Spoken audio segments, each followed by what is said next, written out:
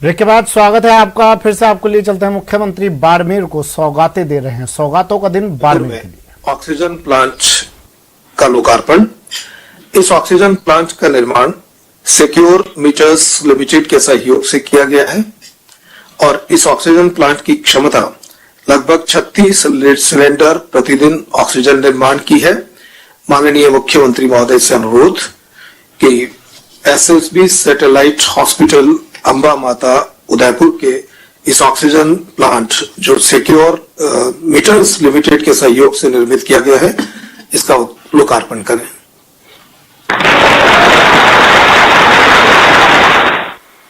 धन्यवाद सर।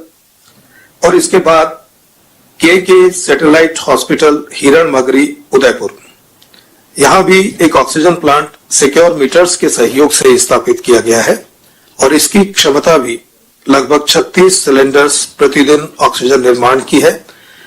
अनुरोध माननीय मुख्यमंत्री महोदय से कि इस ऑक्सीजन प्लांट का शुभारंभ करें।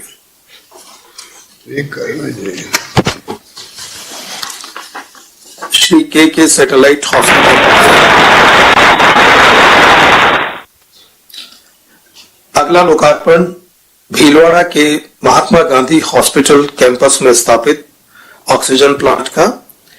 इस प्लांट का निर्माण भी सिक्योर मीटर्स प्राइवेट लिमिटेड के सहयोग से किया गया है और इसकी क्षमता भी 36 लीटर प्रतिदिन ऑक्सीजन सिलेंडर निर्माण की है। अनुरोध माननीय मुख्यमंत्री महोदय से महात्मा गांधी हॉस्पिटल कैंपस में स्थापित इस ऑक्सीजन प्लांट का लोकार्पण करें।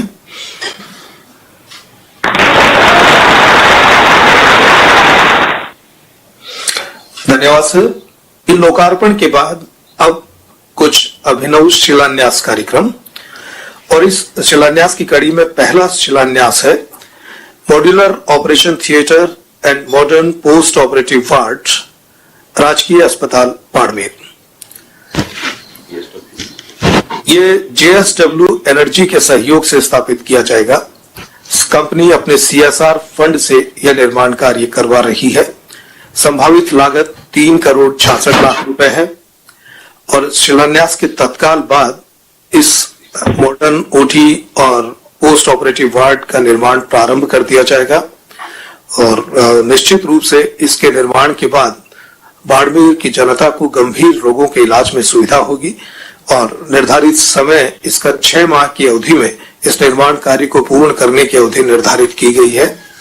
अनुरोध माननीय मुख्यमंत्री महोदय से कि इसका शिलान्यास कराएं।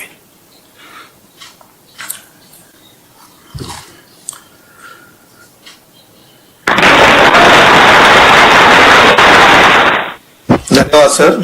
और इसके बाद अगला शिलान्यास ऑक्सीजन जनरेशन प्लांट, राजकीय चिकित्सालय बाड़मेर। चिकित्सा शिक्षा विभाग द्वारा 1,10,00,000 रुपए की लागत से यह निर्माण कार्य किया जाएगा और इस निर्माण कार्य पर लगभग 100 सिलेंडर प्रतिदिन की क्षमता का सृजन होगा। अनुरोध माननीय मुख्यमंत्री महोदय से शिलान्यास हेतु।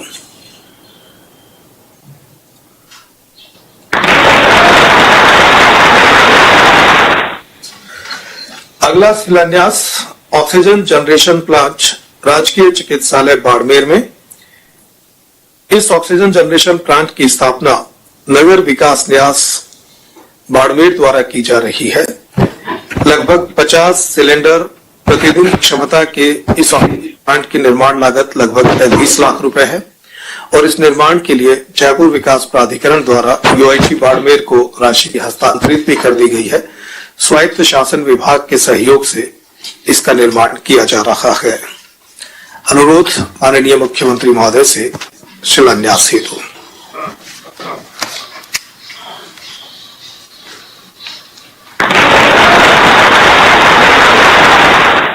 धन्यवाद सर। और अगला शिलान्यास ऑक्सीजन जनरेशन प्लांट, राजकीय चिकित्सा महाविद्यालय बाड़मेर का। एचपीसीएल राजस्थान रिफाइनरी लिमिटेड के सहयोग से इस 450 लीटर प्रति मिनट क्षमता के ऑक्सीजन प्लांट का निर्माण किया जाएगा लगभग 1 करोड़ 1 लाख रुपए की लागत से लगभग 1 करोड़ 10 लाख रुपए की लागत से इसका निर्माण कार्य करवाया जा रहा है। अनुरोध माननीय मुख्यमंत्री महोदय से कि इसका भी लोग शिलान्यास करें।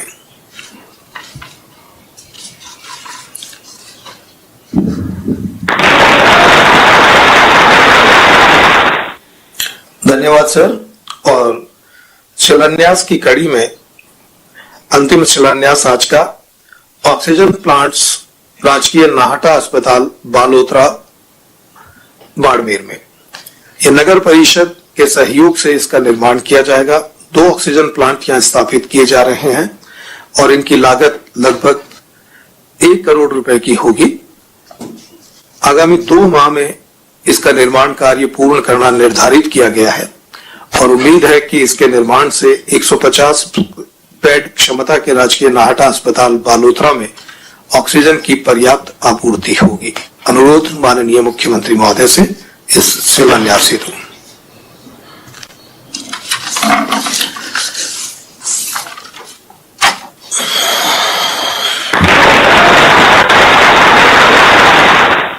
बहुत बहुत धन्यवाद और आभार माननीय मुख्यमंत्री महोदय का।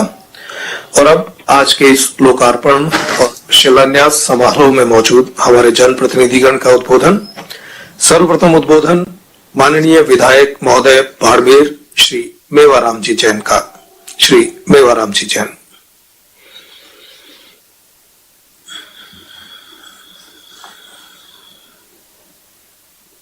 और शिलान्यास कार्यक्रम के मुख्य अतिथि राजस्थान सरकार के जन जन के प्रिय यशस्वी गांधीवादी राजस्थान के लोकप्रिय मुख्यमंत्री आदरणीय अशोक जी गहलोत साहब, हमारे मंत्री आदरणीय धारीवाल साहब, रघु शर्मा साहब, हरीश जी चौधरी साहब, साले मोहम्मद जी, सुभाष जी गर्ग साहब, हमारे अनिल अग्रवाल साहब chairman Vedanta, Prashant ji Jain CO GSW, आदरणीय अमीन खान साहब, मदन जी प्रजापत, रूपाराम जी, पद्माराम जी, सभी अधिकारीगण और सभी जनप्रतिनिधिगण।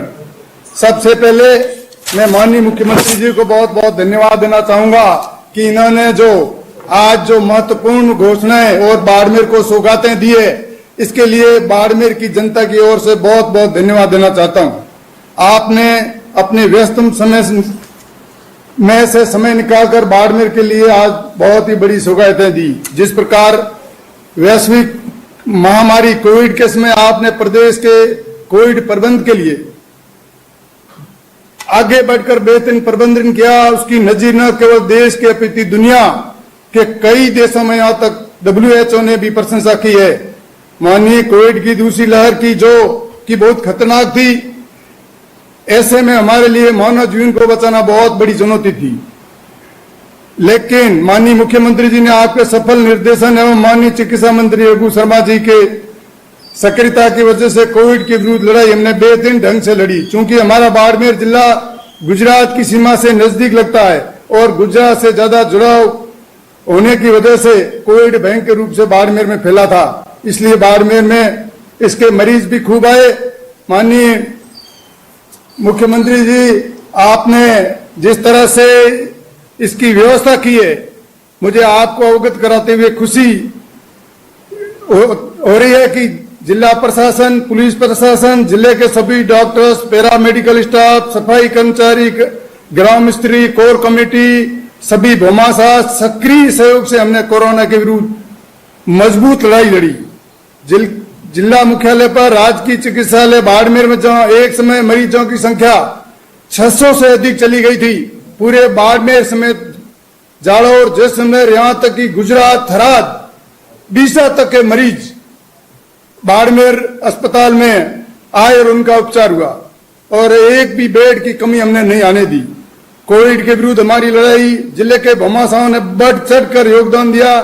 कोविड के विरुद्ध जिले के कार्य में जो मैन केन वेदांता द्वारा आज मजबूती के साथ जिन्होंने बाड़मेर के अंदर 100 बेड का अस्पताल जो फील्ड हॉस्पिटल का निर्माण कर आज आपने लोकार्पण किया और इसके लिए मैं बाड़मेर की जनता की ओर से बहुत बहुत धन्यवाद देना चाहूंगा। और इन्होंने कोविड के पिछले समय और इस समय में जिस तरह से इन्होंने हर तरीके से इन्होंने जो सहायता की है, मरीजों को निःशुल्क भोजन कराना, मेडिकल में ऑक्सीजन। प्रदेश में ब्लैक फंगस के बढ़ते केस को लेकर सीएम ने ट्वीट भी किया है। उन्होंने ट्वीट कर केंद्र से टीके की मांग की और लिखा कि जिस प्रकार पहले रेमडेसिविर इंजेक्शन के राज्यों के आवंटन का जिम्मा केंद्र सरकार ने अपने हाथों में लिया था, वैसे ही अब ब्लैक फंगस के इंजेक्शन एम्फोटेरिसिन का आवंटन भी केंद्र सरकार कर रही है। राज्यों को समय पर इंजेक्शन नहीं मिल पा रहे हैं, जिससे मरीजों को बहुत परेशानी हो रही है। यदि समय रहते ही ये इंजेक्शन मरीज को मिल जाएं तो जान बचाई जा सकती है। मैं प्रधानमंत्री नरेंद्र मोदी और डॉक्टर हर्षवर्धन जी से अपील करता हूं कि समयबद्ध तरीके से एम्फोटेरिसिन इंजेक्शन की उपलब्धता सुनिश्चित करवाएं, जिससे मरीजों का समय पर इलाज हो सकेगा और उनकी जान बचाई जा सकेगी।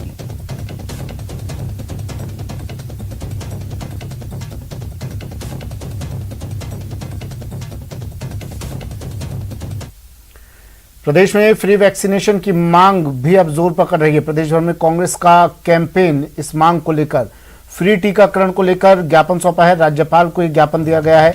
पीसीसी चीफ ने राज्यपाल को फ्री टीकाकरण की मांग को लेकर ज्ञापन दिया है। राष्ट्रपति ने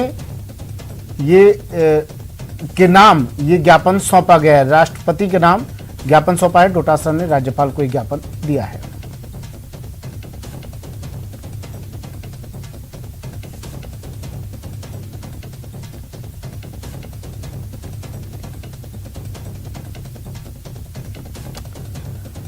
तो तस्वीर उस वक्त की जब पीसीसी चीफ गोविंद सिंह डोटासरा राज्यपाल से मिलने के लिए गए, राज्यपाल को ज्ञापन सौंपा। उन्होंने फ्री टीकाकरण को लेकर एक ज्ञापन दिया गया है। प्रदेश भर में कांग्रेस आज कैंपेन चला रही है फ्री टीकाकरण को लेकर और पीसीसी चीफ ने राज्यपाल को राष्ट्रपति के नाम ही ज्ञापन दिया है। फ्री टीकाकरण की मांग को लेकर कांग्रेस का कैंपेन।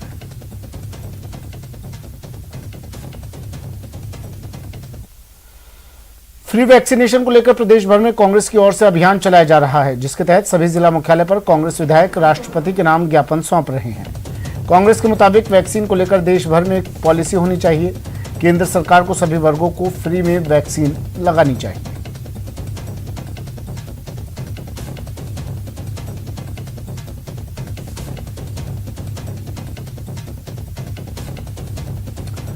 फ्री वैक्सीनेशन को लेकर प्रदेश भर में कांग्रेस की ओर से अभियान चलाया जा रहा है, जिसके तहत सभी जिला मुख्यालय पर कांग्रेस विधायक राष्ट्रपति के नाम ज्ञापन सौंप रहे हैं। जयपुर में भी ऐसा ही दिखाई दिया। जयपुर ग्रामीण और जयपुर जिले के विधायकों ने जिला कलेक्टर को ज्ञापन सौंपकर राष्ट्रपति से फ्री वैक्सीनेशन की मांग की। इस दौरान उन्होंने केंद्र सरकार पर निशाना भी साधा और कहा कि वैक्सीन को लेकर देश भर में एक पॉलिसी होनी चाहिए। केंद्र सरकार को सभी वर्गों को फ्री में वैक्सीन लगानी चाहिए। साथ ही आरोप लगाया कि प्रदेश में वैक्सीन की कमी है और केंद्र सरकार वैक्सीन तक मुहैया नहीं करवा पा रही है।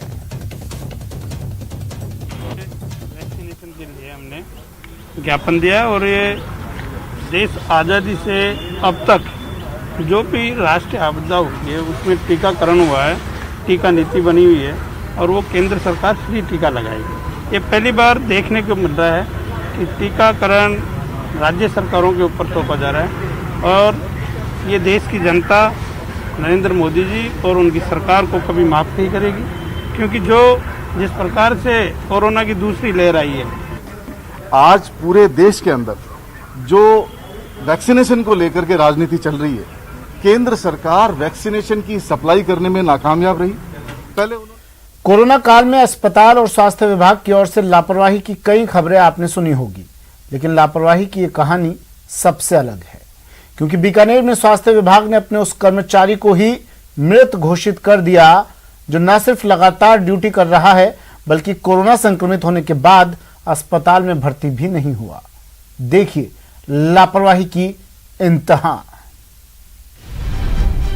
ड्यूटी पर कर्मचारी विभाग ने किया मृत घोषित। स्वास्थ्य विभाग की बड़ी लापरवाही। अपने ही विभाग के कर्मचारी के साथ लापरवाही। अक्टूबर 2020 को मैंने कोरोना के सैंपल दिए थे। इसकी रिपोर्ट 29 अक्टूबर 2020 को आई थी। और जैसे मुझे अभी 2-3 दिन पहले फोन आया था कि आपकी मतलब डेथ हो चुकी है। जी हां, आपने सही सुना। आपके स्क्रीन पर दिख रहा शख्स बता रहा है कि वो तो जिंदा है, लेकिन सरकारी कागजों में वो मृत है। खास बात यह है कि यह शख्स स्वास्थ्य विभाग का ही कर्मचारी है और स्वास्थ्य विभाग ने अपने विभाग के ही एक कर्मचारी के साथ ये लापरवाही की है। आप चाहे तो इसे भद्दा मजाक भी कह सकते हैं। वाकया है बीकानेर का।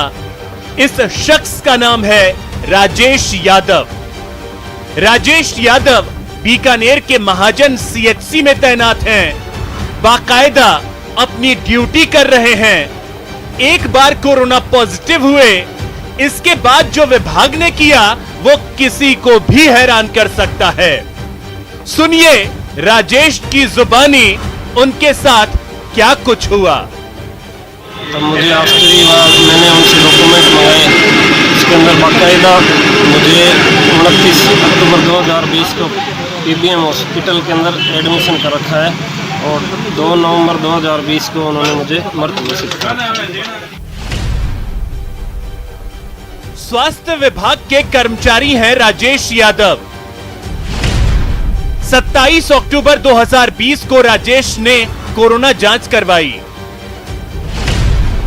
29 अक्टूबर को राजेश की रिपोर्ट पॉजिटिव आई। राजेश को पीबीएम अस्पताल में भर्ती दिखाया गया, जबकि होम आइसोलेशन में राजेश का कोरोना का इलाज हुआ था।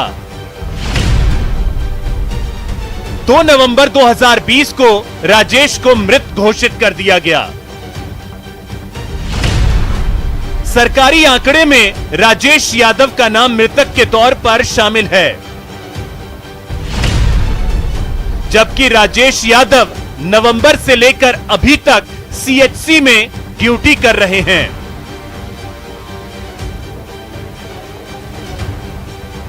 सवाल किससे किया जाए और किससे नहीं? जो कोरोना मरीज अस्पताल में भर्ती भी नहीं हुआ, उसके नाम से डेथ सर्टिफिकेट कैसे जारी हो सकता है? अपने कर्मचारी के साथ ऐसी लापरवाही करने वाले स्वास्थ्य विभाग से आम मरीज क्या उम्मीद करेगा? सवाल यह भी है कि क्या मरीजों को मृत घोषित करने से पहले स्वास्थ्य विभाग क्या कोई जांच नहीं करता? कोरोना काल में अस्पतालों की लापरवाही के एक से एक मामले सामने आ रहे हैं, लेकिन राजेश यादव का मामला अपने आप में बेहद गंभीर और चौंकाने वाला है।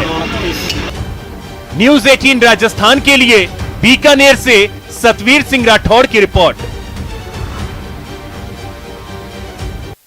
नेटवर्क 18 फेडरल बैंक संजीवनी गाड़ी भारत के कोविड प्रभावित जिलों में जा रही है।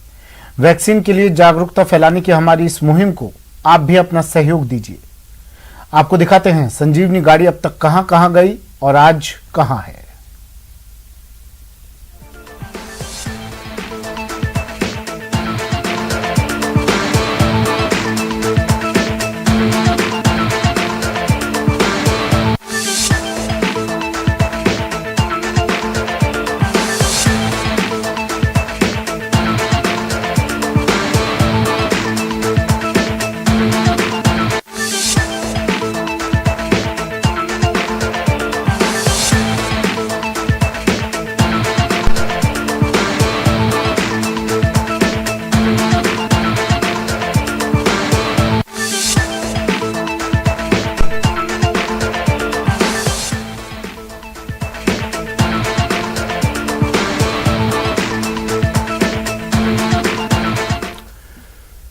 चलिए बुलेटिन में फिलहाल इतना ही, दीजिए इजाजत। नमस्कार।